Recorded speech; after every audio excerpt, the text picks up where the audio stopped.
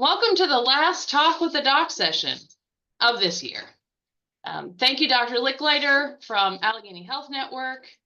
He has been conducting this Talk with the Doc for several years. Yeah, I don't even know how long it's been. Yes, we'll have to look. David, our wonderful David Von Hofen, who has since passed, started this Talk with the Doc several years ago. And we'll hand it off to you, Dr. Leichliter. And thank you, everyone, for attending. Noted. Welcome back for the last one of the year. Again, it's hard to believe it's already almost 2025. Time is just flying. I'm Dr. Leichliter, for those of you who don't know. For those of you who've been here before, welcome back. For those of you who haven't, that's who I am. I am a so-called movement disorder specialist sitting here in my office at Allegheny General Hospital. This is a good question and answer session. And so if you have burning questions or anything you really want to know, type it in the chat box there on the bottom right, at least the bottom right for me. And I will get to those questions in order.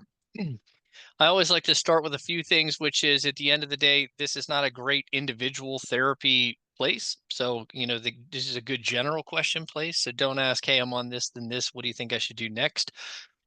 My answer is probably going to be you should talk to your doctor about it. And I always like to tell you that everything that I'm about to tell you is my opinion. I have a lot of opinions. I will tell you all of my opinions, or at least some of my opinions, but nonetheless, it is my opinion. I like to think my opinion is based in as much medical fact as I can come up with, but there's not always good answers or scientific evidence for everything that I tell you. Sometimes I make stuff up. I'll usually tell you when I'm making stuff up, but these are all my opinions. You may go to a different doctor, a different neurologist, a different movement disorder specialist, and they may give you their opinion, which may differ from mine, and that's okay. Not everything is black and white, especially in our world. I do have a couple of emails of questions that I will start with, and then I will get to your questions in the chat box, and we'll go from there. So if you have further questions or things like that, type them in the box and I will get there. All right. First question that I got an email was, are there any new or improved treatments, meds, or procedures being offered or studied for tremors? Well, yes and no. There's always stuff being studied. From a tremor standpoint, there's always different medications being looked at, both from a Parkinson's disease tremor as well as an essential tremor standpoint. There's different things that are always being studied. But again, it's tough because in the age of research these days, it's very, very expensive to create and research a brand new novel drug. They're doing it, and there's some infusions that are being looked at in Parkinson's disease. They're still trying to target alpha-synuclein with a variety of different functions and ways that are being looked at. There was a combination pill of Mirapex and I want to say it's Azalex, but can't quote me on that one because I can't remember directly offhand that they're looking into. Probably the newest things that I have been able to get my hands on are one, Crexont, which is kind of the long-lasting version of carbidopa levodopa, to try to smooth out ups and downs, and two, there was bear with me, Vyalev. I was going to say I always blank on the name. I always want to call it something it's not, which is a question that was asked in a little bit, which is an infusion that I'll touch on in a second. And so there are always new things being looked at and come out with. There's always research being done. The Michael J. Fox Foundation actually has outlined a whole bunch of research studies. Again, the local Parkinson's Foundation, Western Pennsylvania Society can point you in the direction of studies. I would argue that UPMC probably does better and more research projects than we do at Allegheny Health Network. That's more what they're known for. And so they may have studies, but the long story short is there's always things being looked at and researched, and new things are always on the horizon. Again, these things are expensive. They take a long time, and I don't tend to get too excited about anything that's in research until I can get my hands on it and actually use it, or I see really good studies. And so I have learned over the past 10 years to kind of temper my excitement when I hear about things until I can actually use it or get my hands on it. So more to come on different treatments, but the short answer to the question is yes. I wouldn't say improved treatments, but there's definitely new and newer things coming out day by day. At the International Movement Disorder Society meeting was back in September that I attended the majority of. And so again, there are things in the pipeline, more to come. Again, I don't like to get people excited until I get excited, which is after I have them, but more to come. Any updates on the high frequency ultrasound coming to Pittsburgh? Yes and no. So high frequency ultrasound ablation or MRI guided focused ultrasound ablation is a available technique for tremor predominant Parkinsonism.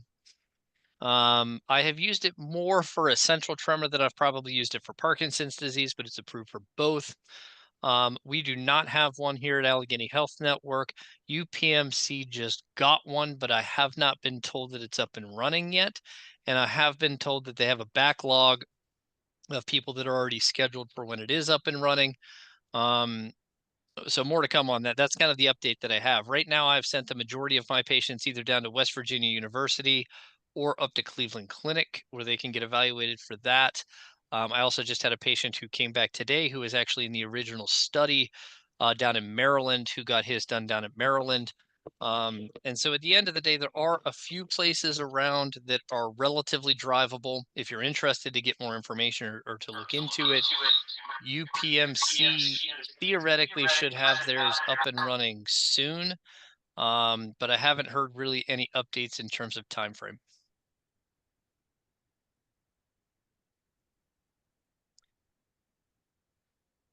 I thought this was interesting. I actually looked this up. Do I have any familiarity? There we go. Do I have any familiarity with the Teo patch in 50 clinical studies? Teo patch is a nanotechnology device supported or supposed to help with pain and movement. So I actually went to the website. Somebody asked me about this.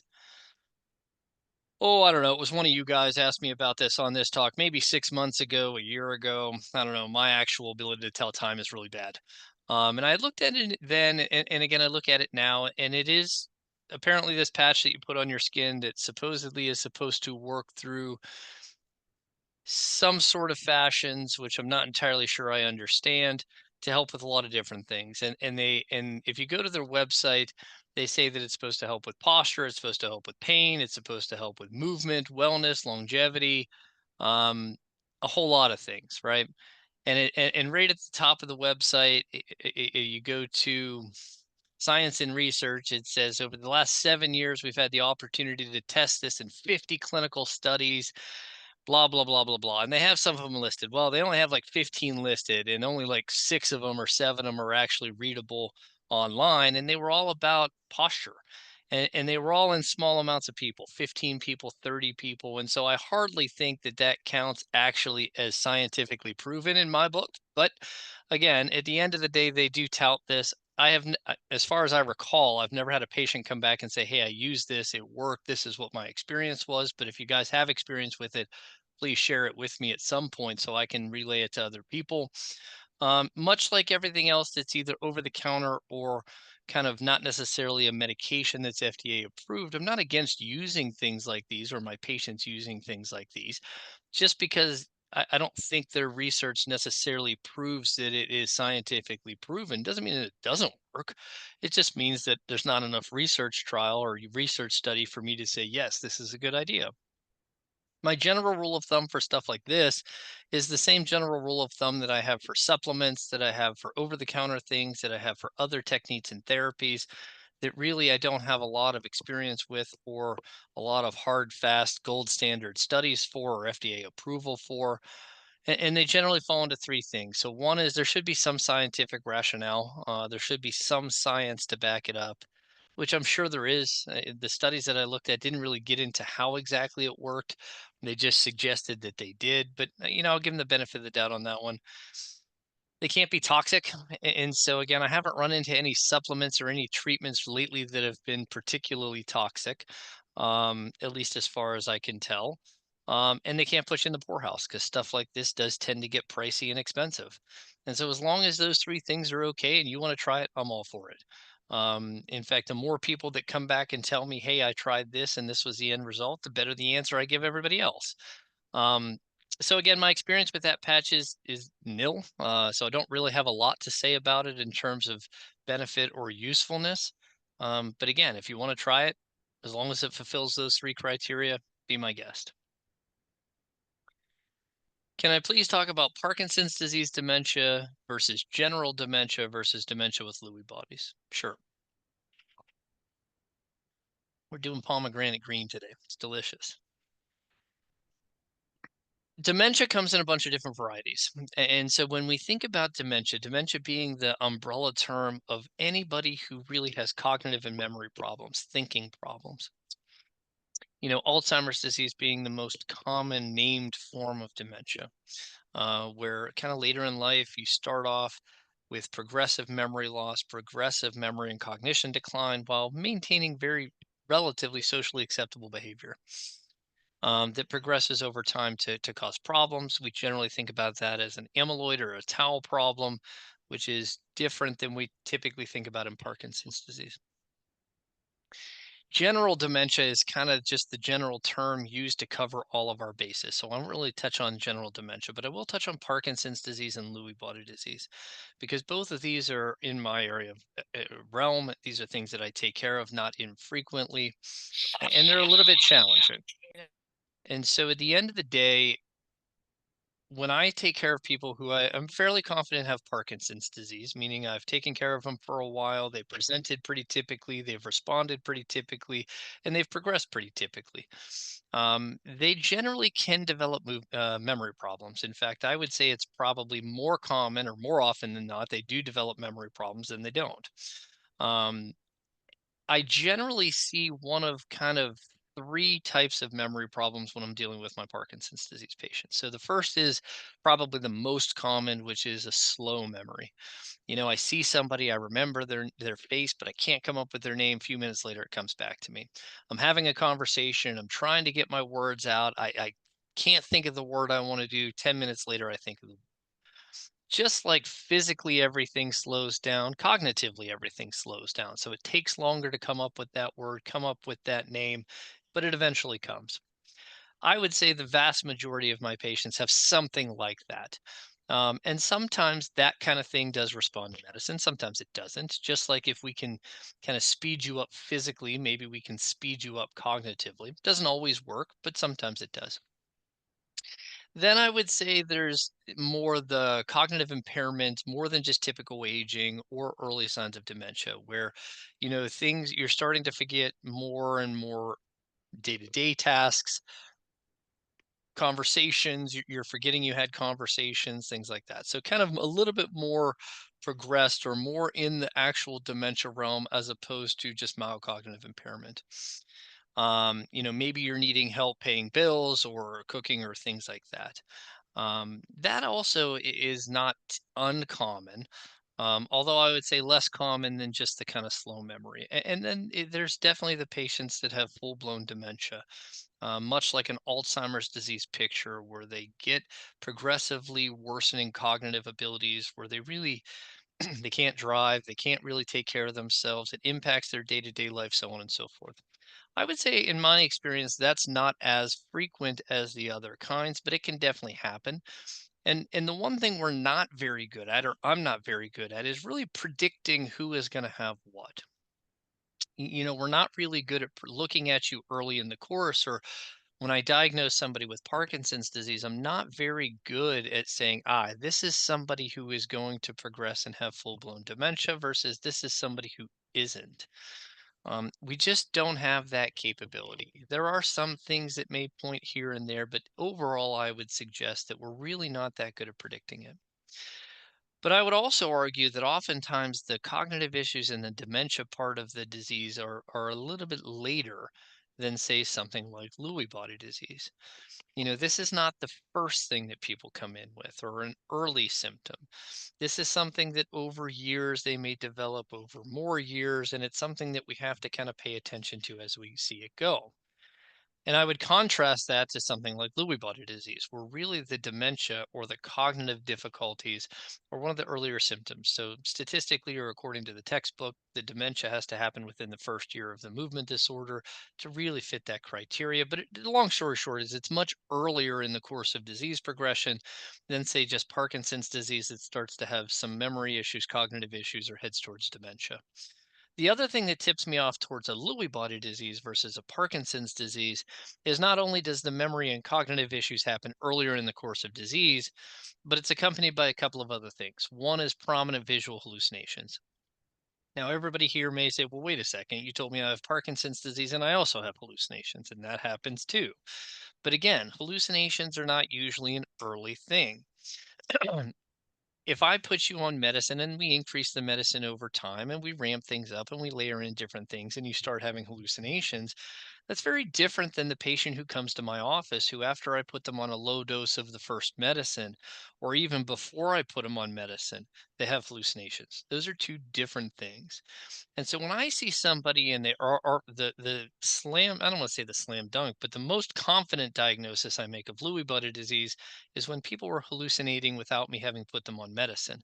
But when I put people on just a little bit of medicine and they're starting to have cognitive problems or they're starting to have some hallucinations, it's definitely in the back of my mind that maybe we're dealing with Lewy body disease.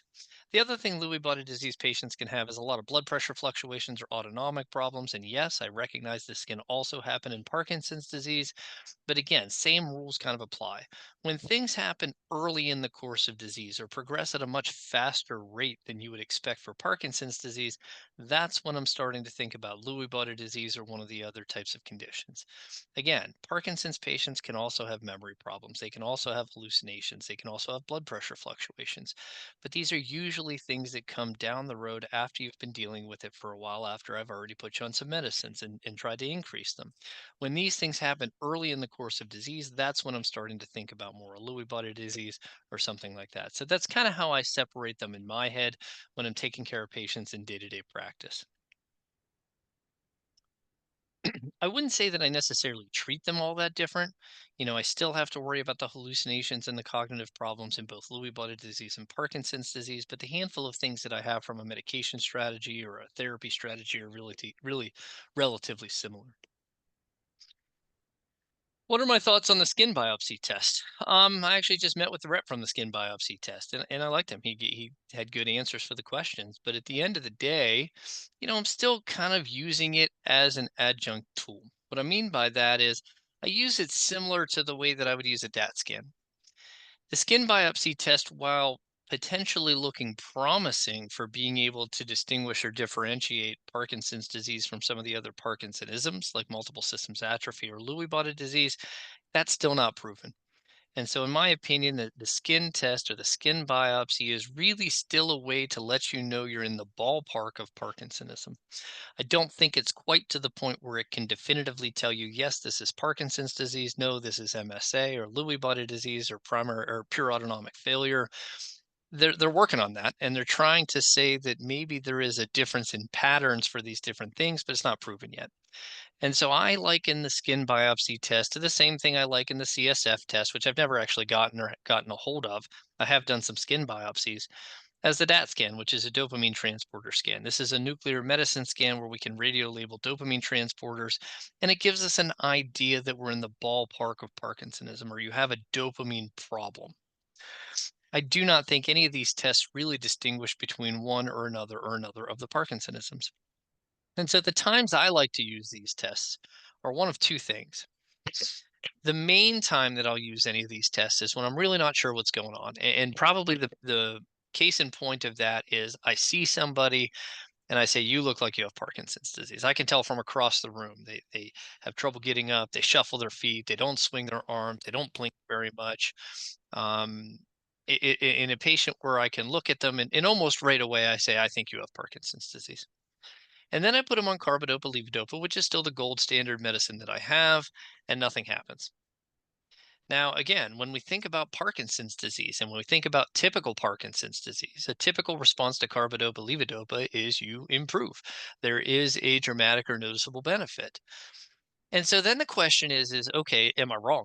Because believe it or not, I have been wrong before, occasionally.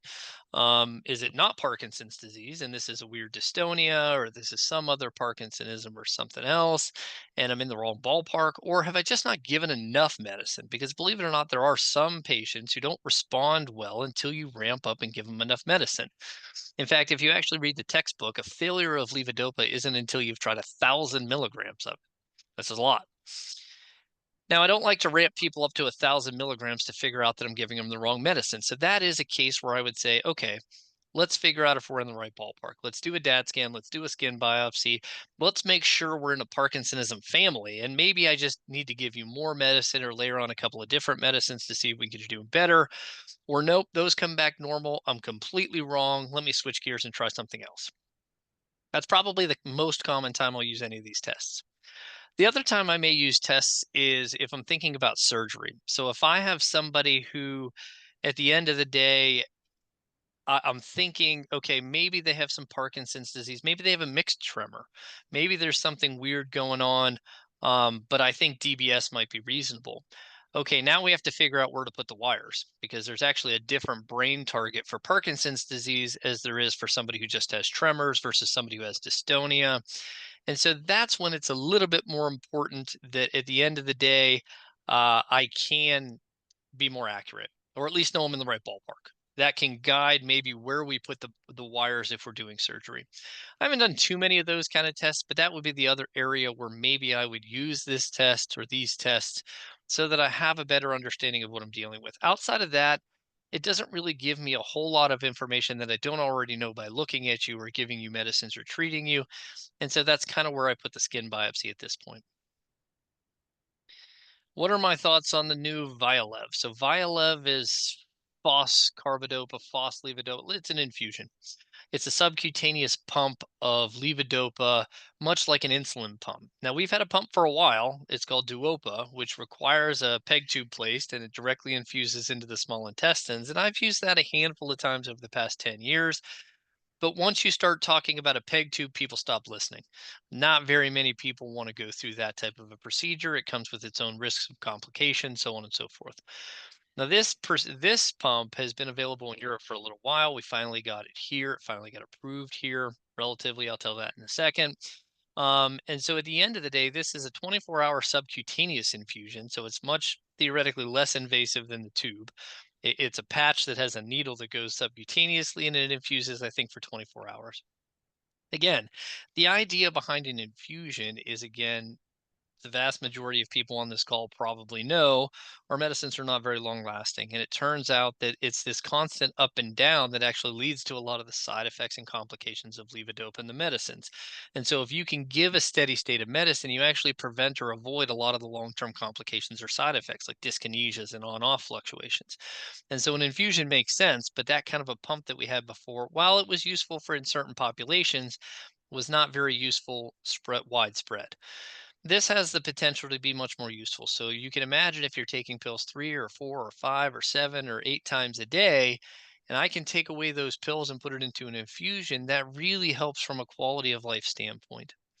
Now, I said sort of approved because realistically, Medicare, from my last knowledge, has not started paying for it or covering it yet. And so realistically, the only people that I'm told I can really get it for are young people on commercial insurance. I've ordered a couple of them. I haven't gotten any of them yet. This is really within the past month or two that this has become available. So my thoughts are more to come once I actually, again, get to play with it, get to experience it, try it in a couple of people, and then I'll let you know what I think. This is one of those times where I allow myself to be a little bit optimistic, but then the rest of my brain says, no, no, no, you just hold that in. And then the last one that I got an email is, can you please share information on the stages of Parkinson's disease? Sure. So I haven't actually gotten asked about the stages of Parkinson's disease for a while, but it's a pretty common question. I get that most often. There is a staging system for Parkinson's disease. It's called the Hahn and Yahr scale. It was invented by people out of Columbia, I think, somewhere in New York. I can't remember. Um, and it's a 5-stage scale for people with Parkinson's disease. Now, this is not a great scale to use or staging system to use in day-to-day practice, which I will tell you why in a second. It is much more useful in research. But the long story short is it's a 5-stage scale. So stage 1 is one-sided symptoms. Stage 2 is bilateral symptoms. Stage 3 is bilateral symptoms with a little bit of balance problems. Stage 4 is a little bit more balance problems. Stage 5 is a lot of balance problems. That's the staging system in a nutshell. In research, when I'm trying a drug or if I'm trying a therapy, I really want to make sure that the two groups that I'm looking at are fairly equivalent.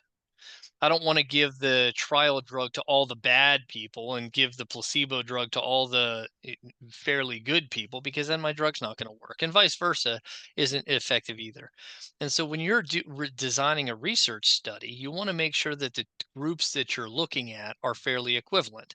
And so this is a nice staging system to make sure that your groups are fairly equivalent in terms of their staging system, and there's not a lot of variability in the two groups.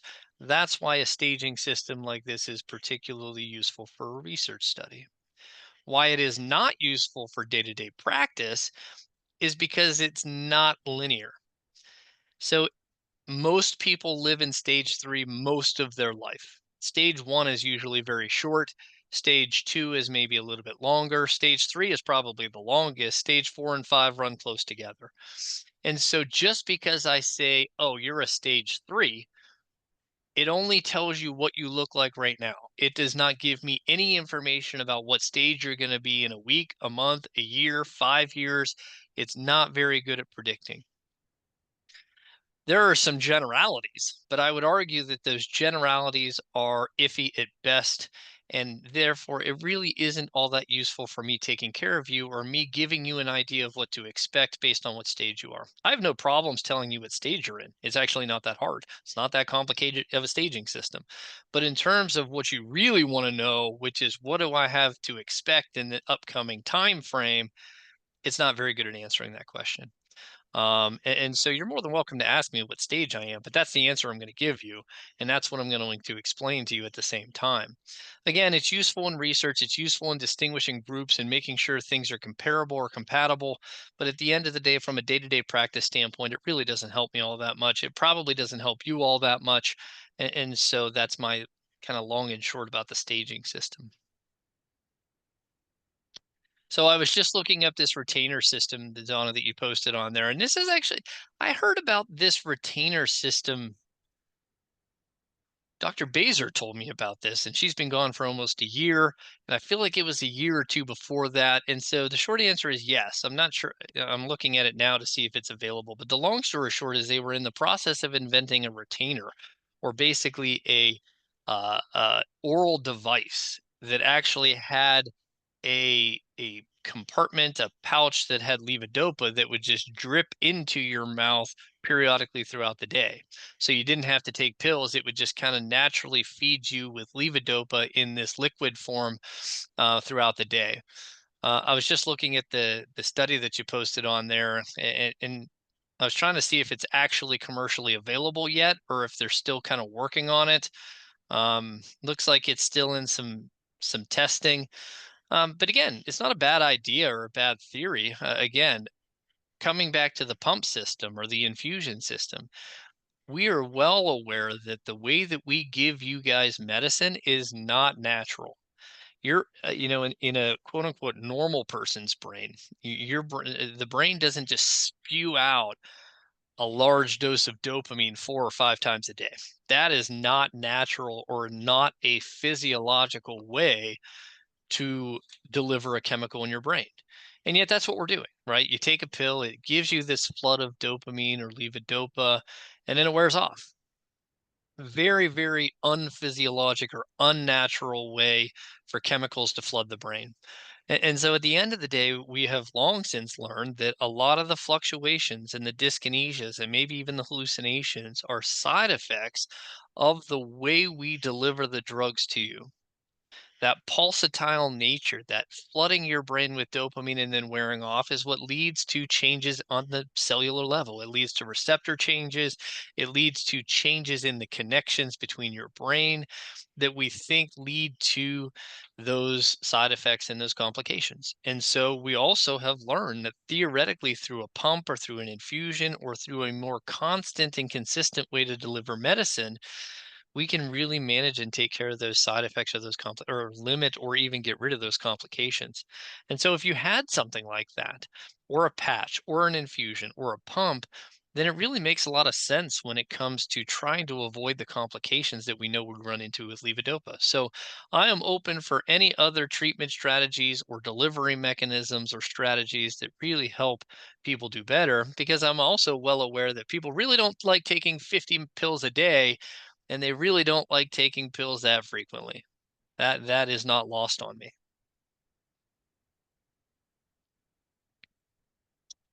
Do I have any strategies or suggestions for dealing with fixations? For example, if a Parkinson's disease patient insists on car rides to alleviate anxiety, or if it's just become, or if time has become an obsession, how would you deal with this? So I'll get to you in 1 second, Donna. I see your hand up. Give me a sec. Let me answer this one, then I'll come back to you.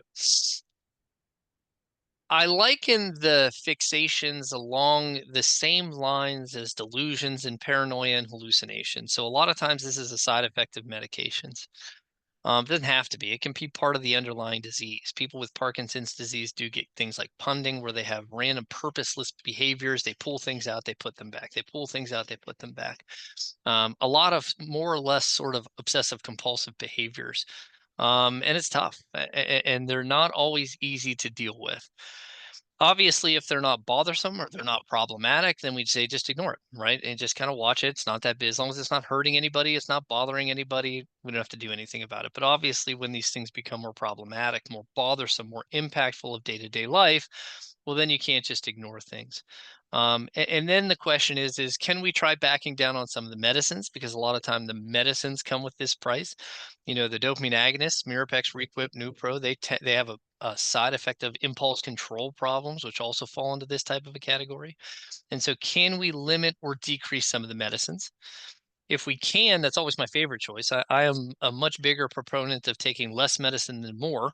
And so I would much rather try decreasing medicine as opposed to adding on another medicine. But if we can't, because if I try decreasing the medicine, you can't move, or the stiffness or the tremors or the mobility gets significantly worse, then we have to start thinking about adding in other things. And, I wouldn't be against using Seroquel or using an antidepressant or an anti-anxiety medicine or even Nuplazid if there's hallucinations along with it. But you try to deal with it the best you can while hopefully trying not to give as much medicine as is needed, or as little medicine as needed, because again, every time you add a medicine or increase a medicine, you definitely run the risk of more issues. So that's a tough problem because it doesn't always work. Even our strategies don't always work. And it really does become very high on the caregiver strain problem, which is in and of itself a problem, and we are well aware. And so there are some things we can try, but that is a really difficult one to try to work on. All right, Donna, what do you got?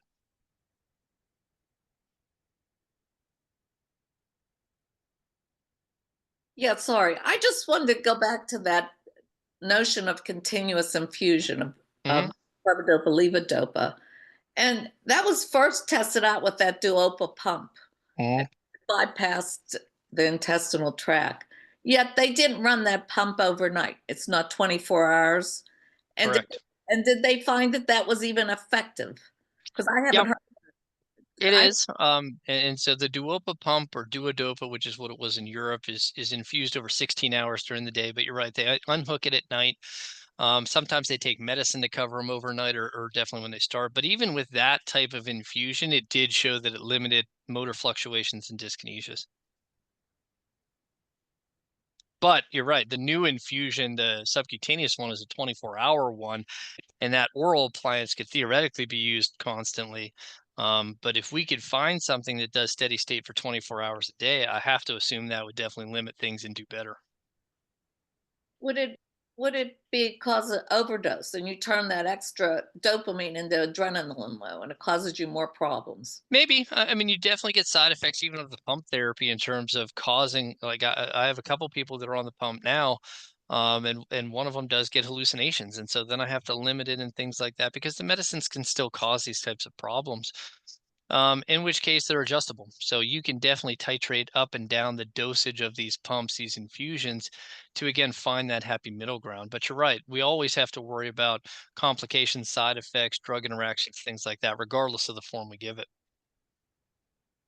And that goes, I just asked a later question in the chat, but I've heard recently from another doctor, it's in a Parkinson's manual somewhere. I'm not sure where he's getting that, but it's the first time I heard that taking one immediate release Cinemet is not efficacious. You should, he takes two Like at a time. across the board, I mean, that's not true. I have plenty of people that find benefit to just taking one.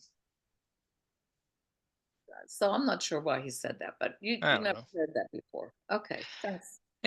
Theoretically, and maybe what they were getting at is, as I referred to actually give a true trial of levodopa, you're supposed to hit the 1,000 milligram mark, which would be 2 pills 5 times per day. So maybe that's what they were referring to in terms of saying that it doesn't work. That's how high you're supposed to take it before you can really make that statement that it's not effective. So maybe that's what they were getting at. How would you, if you would test them on that, how do you decrease it then? Because it's so addictive. Like if you want to get off Cinemet, how do you reduce it? You have to do it. Slowly, pill by peak, pill by pill, week by week. It's not quick. So if you would give someone that test of 1,000 milligrams of Cinemet, you'd have to reduce them off really slow. Yeah, and I If wouldn't get up to 1,000 milligrams very quickly either. That would be a titration up and then a titration down. Because I'm finding that if you're trying to titrate off Cinemet, that's when you run into these blood pressure problems. Sometimes you get blood pressure problems taking the medicine. Sometimes you get it when you wear off. You're not wrong on all of the above. The blood pressure problem and fluctuation is definitely an issue in a lot of my patients. I'm going to keep going. You all right? Yeah, thanks. Okay. Is CBD helpful? I don't know. Is CBD helpful for Parkinson's disease? I don't know. And this is my experience. This is not proven. I don't think there's a lot of good studies on any of the marijuana products in Parkinson's disease. It's more anecdotal evidence than anything. This is my personal experience. So I've been a certifier of medical marijuana since Tom Wolfe signed it into existence. I don't even remember when it was, 6 years ago, 7 years ago, whatever.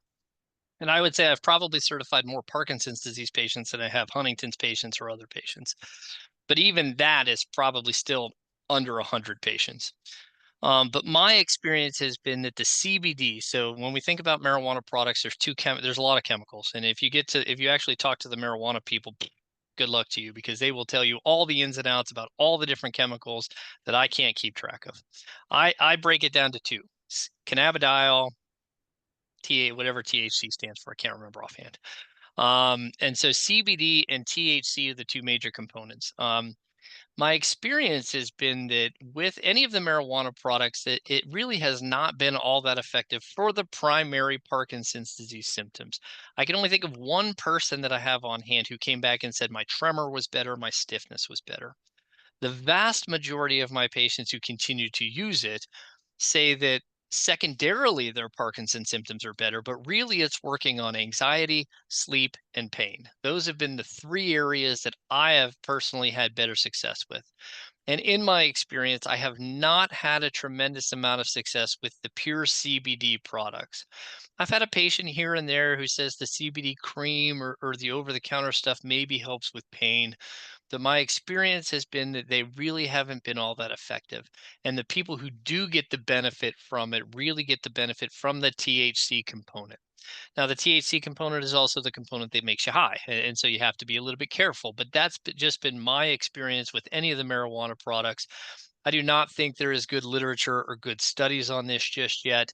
That's just been my anecdotal experience over the past few years.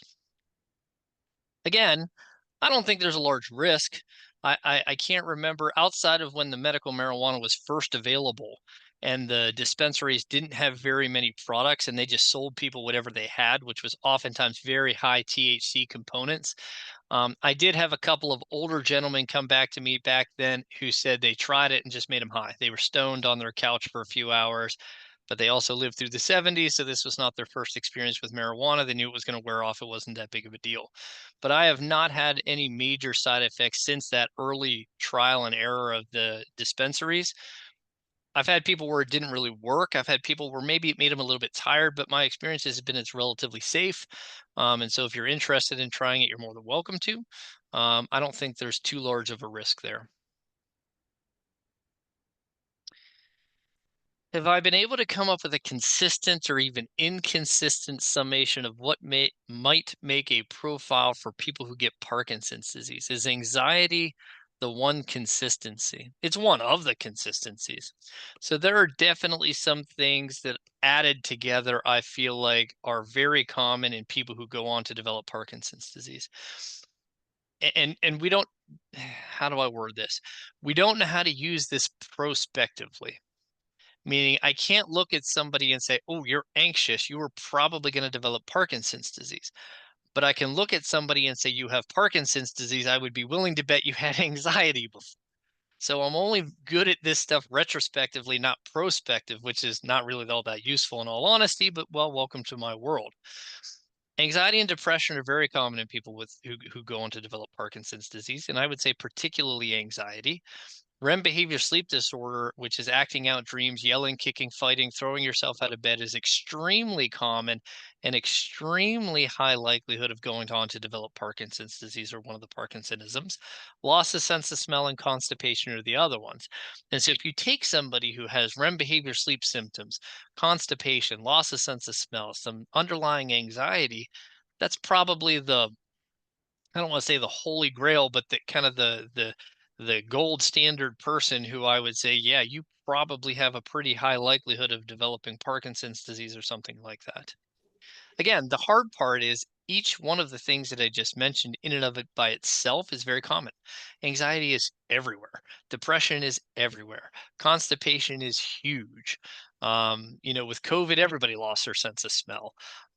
Maybe not REM behavior sleep disorder, talking in your sleep, but most of the other things are so common, it's really hard to use that data consistently prospectively to say, oh, with these findings, I anticipate you are going to develop Parkinson's disease.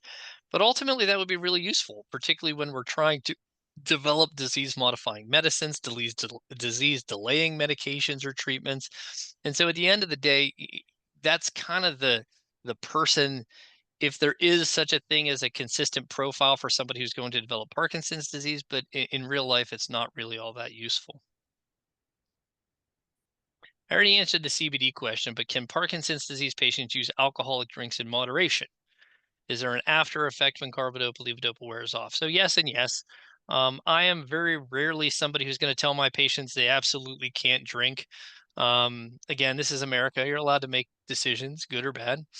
But I do tell my patients that particularly if you're on medicine, carbidopa, levodopa in particular, you will not be able to drink as much as you used to. If you were somebody who used to be able to handle 2 or 3 or 4 drinks, if you're on medicine for Parkinson's disease, it's probably closer to 1 or 2. My experience is that alcohol tends to hit you much harder. You become a much cheaper date.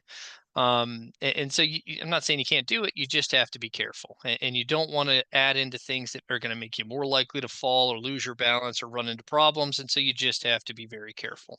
Again, you want to have a drink, knock yourself out. But just be aware there are ramifications and potential complications in doing so. There is definitely a wearing off of carbidopa and carbidopa levodopa. And again, this is something that's also super important. It's not consistent. Not everybody who takes these medicines has an up and down. I do take care of a lot of people who I think have true Parkinson's disease who don't feel an on-off effect. But a lot of people do.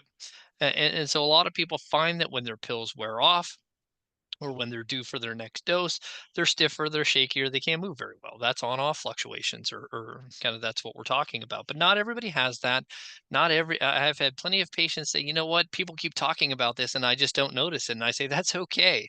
You don't have to have all of these things to really have Parkinson's disease or be diagnosed. But a lot of people do. And so in my experience, when the medicines wear off, you feel worse. Stiffness, slowness, tremors, movement, rigidity, difficulty with doing everything. And so, yes, that is kind of the after effect of when the pills wear off in some people. I have prescribed Crexont. I may have went a little crazy when they gave me some samples and I started giving it out to a lot of people. I don't know what the cost is, in all honesty. My nurse tells me that it hasn't been too bad getting the prior authorizations. And of course, the company will tell you they have all this, and this, who will help you get it, so on and so forth, which all the companies out there will tell you. So take it with a grain of salt. Crexont is the newest version of carbidopa levodopa. It's extended release, it's immediate release and controlled release, again, similar to Ritari. It's from the same makers of Ritari. It's just the new advanced version of Ritari. And theoretically, it takes people who are on pills 4 or 5 times per day down to 2 or 3 times per day. I've had similar to when Ritari first came out. When Ritari first came out, again, being another capsule of immediate release and controlled release, it was very similar effects. I would have some people who loved it. They were like, this is so much better. It smooths out my ups and downs. I love this. And then I had plenty of patients who tried it and they were like, nope, this is no better. And it costs an arm and a leg. I'm going to switch right back. Crexon's been relatively the same, although I think people have liked it a little bit better. But I've still had my share of patients who have said, you know what, this isn't doing it for me. It's not the right dose. It's not any better. I'm going to switch right back to regular Cinemat.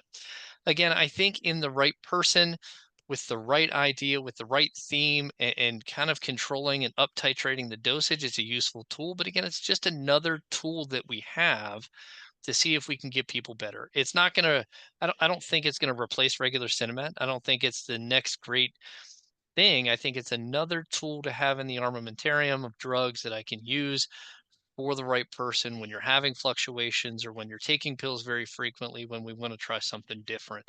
Again, it's a lot of trial and error too. The conversion's not perfect. There's a lot of guesswork when we're trying to convert from one version to another version. And so we don't always get it right the first time. There is a titration process where we have to work on that, but just be aware. I have been using it some lately and it has been helpful in the right person. Does cold weather have any? Cold weather has an effect on me. I don't know about you guys. I hate this crap. And yes, I'm from Pittsburgh. And yes, I've been here for most of my life. And yes, I'm still going to complain about the weather. And yes, I'm going to say I'm going to move south. And no, I'm probably never going to do that. That's just the way it works around here.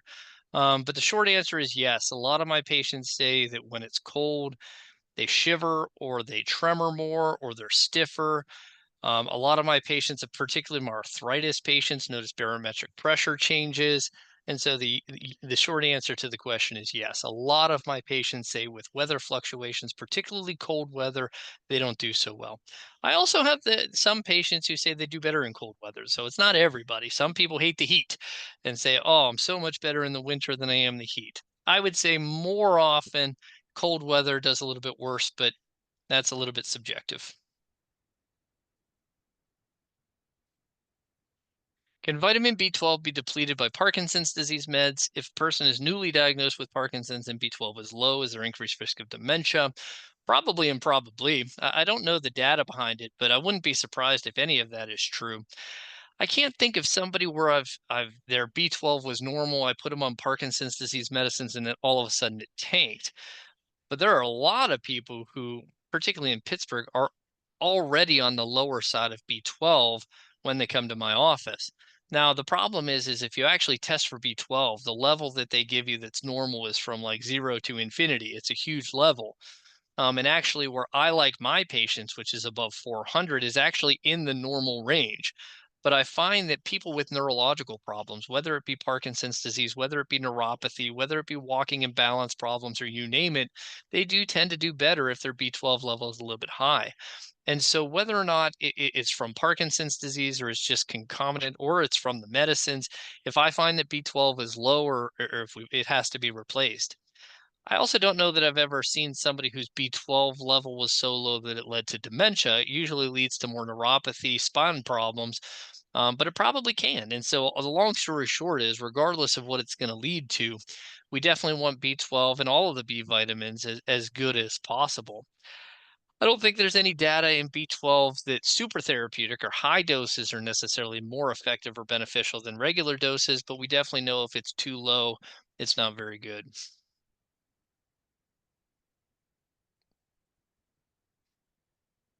Let's see. Oh, that's from Christine. Thanks. Yes, I should have mentioned that. So she puts it in here that, as I mentioned, that Vialev, which is the subcutaneous and 24-hour subcutaneous infusion, which I mentioned is not necessarily adopted by Medicare yet, which is why I can't get it. They are anticipating that we may be able to get that by either, I think the rep told me maybe early spring. My guess is probably by middle of next year or maybe late summer of next year. Medicare might be on board with it, so maybe I can get it with more people. They do find that, or they do have this deal that if you're a younger person and you have commercial insurance and it's not covered, they will give it to you for 2 years for free. But unfortunately, that's just not the majority of my patients. And that's where it gets tricky. But I am optimistic, or I'm hopeful, that once it is more widely available, that we'll be able to get our hands on it and use a little bit more. The one thing that I learned is that infusions like this are billed not as a drug therapy, but a home infusion therapy. And I think that's part of the reason why there's this complication in getting it covered. But at the end of the day, again, the reps from the company tell me that theoretically by early to mid next year, Medicare or Medicaid or whatever it's billed under should be on board, and maybe we'll have better access to it.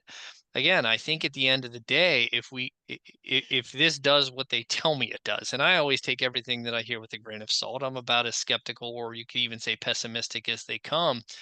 I mean, at the end of the day, if it does what they tell me it does, or if it does what it has been experienced in Europe, it really is going to be something that we use not infrequently. You can take my word for it that I have a lot of patients that take pills not just 3 times per day or 4 times per day, but 5 times per day and 6 times per day and 7 times per day and every 3 hours or every 2 hours or every hour and a half. And you can imagine just how difficult it is to maintain that, especially when food interferes with the absorption, right? Because then the question becomes, when do I eat? And this is not an uncommon story or problem that I run into in my office. And right now, there's no good answer to it. I mean, Duopa is one thing, and I've used it a handful of times, but it comes with its own price, which is mainly a tube. Um, so if this is really as much less invasive than putting in a PEG tube or GJ tube, and still gives me that consistent benefit, then man, I really have a lot of patients I think that are going to benefit from it. So again, once the government comes around and starts allowing me to do some of the things I want to do, which, as we all know, usually takes forever and usually takes a lot of money paid from somebody to somebody that I never get to see, then hopefully we can actually start using this and get it underway. Again, I do have a couple of younger patients that I've ordered it for, that at least one that I can think of has been approved. I think another one that may be approved. And so I should have some experience in the near future in terms of how it goes, how it is from a programming or a titration standpoint, side effects, so on and so forth. So maybe by the next talk or the talk after that, I might have some better information for you. But I think once it actually gets approved by the powers that be, and I can use it for the majority of the patients that I have, which are Medicare patients, older patients, so on and so forth, that's when I think I'll have a better answer for you or better discussion. And somehow, oh, all right, Donna, I was just about to say somehow I ended early, but go for it. No, I'm just wondering, dopamine is a highly addictive substance. And if you go on it continuously or you keep increasing your dose, so you're Mhm. taking it every hour or every 2 hours, is it doing you more harm than good? Good question. There is something called dopamine dysregulation syndrome where you get addicted to dopamine, and this is hard to get people off of it because dopamine not just runs the movement pathway, right? It runs the reward pathway. This is why you get impulse control problems when you're on Mirapex or Requip. It really resets. Dopamine is a widespread chemical in your brain, and it really does reset a lot of these different pathways, the limbic pathway in particular. And so that is a great question, right? I mean, at the end of the day, am I doing more harm than good by giving people this much medicine? And I'm not sure I know the answer on that one. Have, If the alternative is that they can't move or they can't do things or they're not able to participate in life, well, then you could argue that I'm doing them more good than I'm doing bad. But at the end of the day, there is a fine line there, and I'm not sure I have a good answer for it. has anybody that had the Duopa system put in Mhm. gotten worse to the point that they had to have it taken out? Tough to say. So I've used it 4 times now in 10 years. So I used it twice, probably like 6 or 7 years ago, in one patient who already had a tube in because she couldn't eat or swallow, and so I was like, well, this seems like a no-brainer. Again, she had a lot of problems to begin with and didn't do great. But then I inherited another patient from the middle of the state who was on it, who we actually removed it because she didn't think that it was as helpful as she had hoped or didn't like it. The two people that I have now, again, we're still in the titration process, but again, at the end of the day, it's patient selection, right? This is not a therapy that I'm offering or that I'm talking about to your typical patient that comes into my office. These are pretty extenuating circumstances. If you imagine that over the past 10 years, I've probably seen, we'll say conservatively, 1,500 patients with Parkinson's disease. To only use something 4 times is a pretty small number. And so at the end of the day, these are really, I would argue, extenuating circumstances where we've tried a lot of other things and this was the best choice. And so I don't think there's been enough, at least in my experience, use of it to say, okay, we put it in and it just didn't work or we didn't like it, so we did something different. These are not patients that I have a lot of other good options for, and so that's why we're going that route. I think that'll be different with the infusion, with the 24-hour infusion. I think, again, if it's a lot easier to use, and again, this is a lot of ifs because I haven't gotten to play with it yet. I haven't gotten to experience or push some buttons on it myself or see what it does. But if it does what I think it should do, then maybe it will be something that I go to a little bit sooner. And then we may be able to answer that question. Does it cause more problems? What kind of side effects do we really run into? Is it something that we try and then maybe we get away from it because people don't like it? So I may have a better answer for that once I get a hold of this new infusion a little bit better. But I think from a duopa standpoint, I'm not sure I can answer it. That's why I bring up that I'd be cautious with this continuous infusion too, because the only thing that seems to make people better is DBS, and they have improved their quality of life because they're able to reduce the amount of Cinemet they're taking. The idea is to get off Cinemet, is my opinion. I think it's dangerous. Well, it's not my opinion, but that's okay. I do like the fact that oftentimes after DBS, we're able to decrease the medicine, but I never send somebody for DBS to try to get them off of medicine. It usually is a combination of things that we need. And you're right. It is not lost on me the fact that I cause a lot of side effects and problems with the amount of medicines that I give to people. Levodopa probably being the number one because that's the one that I prescribe the most. And so we have to be cautious. You're absolutely right on that. I can't just use this and give people as much medicine as we feel like it. It is definitely something that we have to be careful with. Yeah, Christine. I just was gonna point out, because I understand what both you and Donna are saying, but there are also instances where people who went on the continuous infusion were able to reduce the amount of carbidopa levodopa they were taking because it was more effective and getting through the gut. It's true. It's true. And so again, there's a lot of things that I think we're going to figure out as I get a hold of it a little bit more. Um, a lot of questions, and again, this is not untrue for a lot of things in Parkinson's disease. There's a lot of questions we don't have answers to that we keep trying to work on. Again, I will continue to feed you my experience as I get more handle on these things and as I do it more.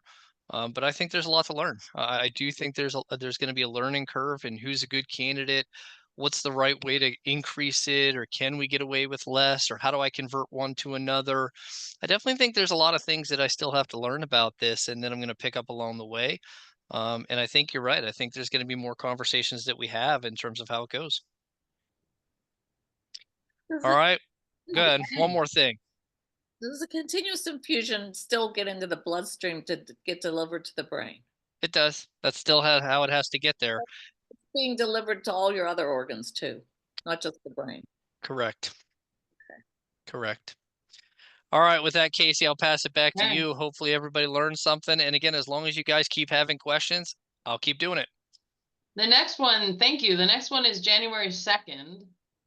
So email questions ahead of time.